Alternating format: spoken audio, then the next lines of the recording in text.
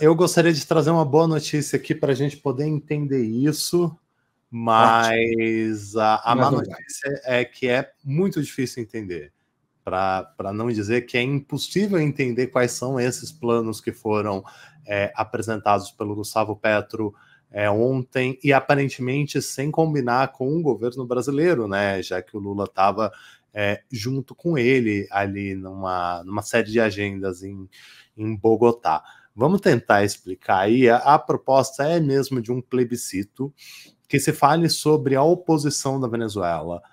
Não tem data para ele acontecer, mas assim, é um plebiscito que vai ser organizado pela Venezuela sobre a oposição. O problema há décadas, ou pelo menos há 10 anos, o Maduro está no poder, e essa oposição é sistematicamente excluída do jogo, e ela não entra no jogo mais, e todos os candidatos que são colocados pela oposição venezuelana são cotidianamente e sequencialmente tirados do jogo. A gente lembra muito bem do Capriles, a gente lembra do caso agora mais recente da Corina Machado, todo nome que entra em confronto ou se possa como uma ameaça direta ao Maduro é sacado do jogo. Então, assim, é muito estranha a proposta do Gustavo Petro.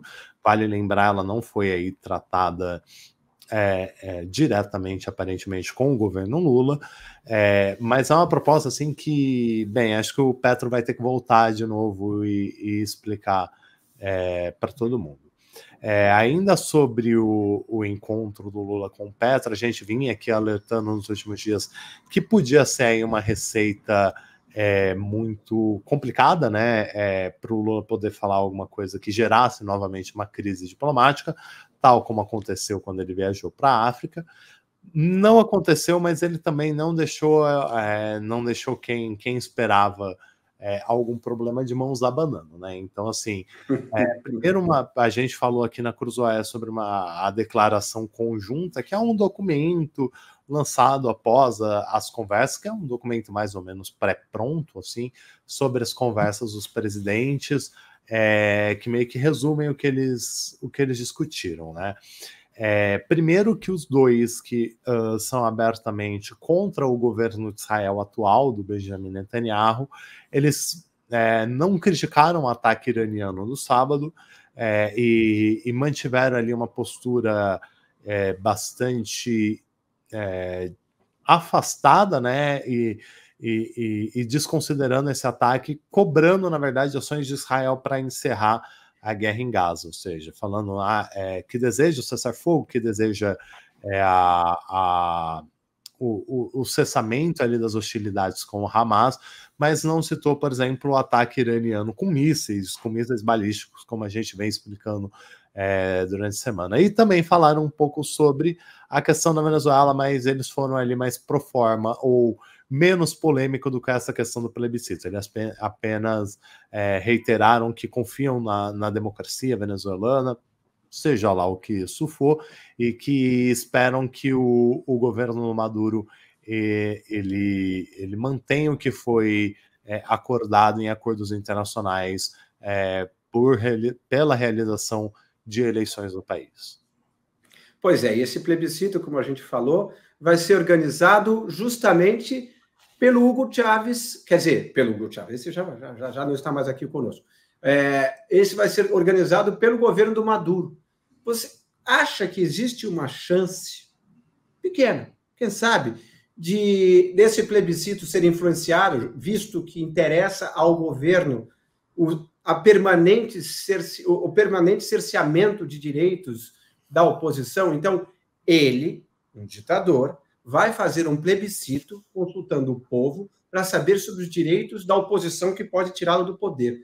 Qual a chance de ter, digamos assim, alguma influência direta ou indireta para que o resultado favoreça mais uma vez o status quo, isto é, ele mesmo, Nicolás Maduro?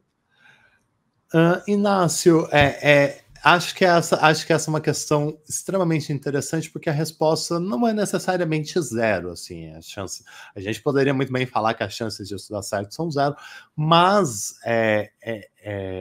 existe um argumento que faz sentido explicar por que talvez esse plebiscito dê resultado, que é o seguinte: o Maduro sabe que ele pode ser preso em qualquer lugar do mundo pela acusação de crimes contra a humanidade. A questão é, cometeu ou não cometeu crimes contra a humanidade? Isso quem decide é o Tribunal de Haia, o Tribunal Penal Internacional.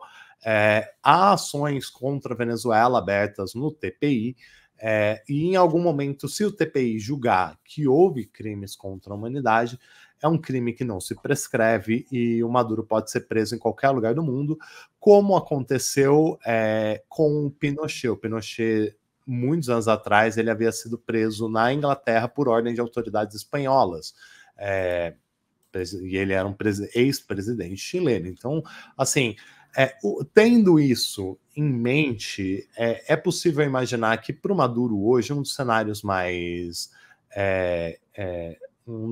suaves para ele terminar uma ditadura, ou morto no caso, né, se ele quisesse continuar uma ditadura eterna, uma das maneiras era tentar retomar um papel, nem que seja menor, da oposição no país, que aconteceria de maneira gradual, né? Ou tal como ocorreu na ditadura brasileira, uma abertura lenta e gradual, poderia ser um caminho pensado pelo governo do Nicolás Maduro. Então, assim, esse plebiscito ele pode até gerar alguma coisa interessante, por mais que a gente não entenda o que seja esse plebiscito, porque, enfim, Gustavo Petro não deu maiores detalhes, mas é interessante pensar que pode ser uma saída não existe saída honrosa para o Maduro nesse caso, mas assim, seria uma saída onde ele permite uma entrada de uma oposição que volte a ser competitiva, não imediatamente, mas assim, daqui a alguns ciclos eleitorais haja algum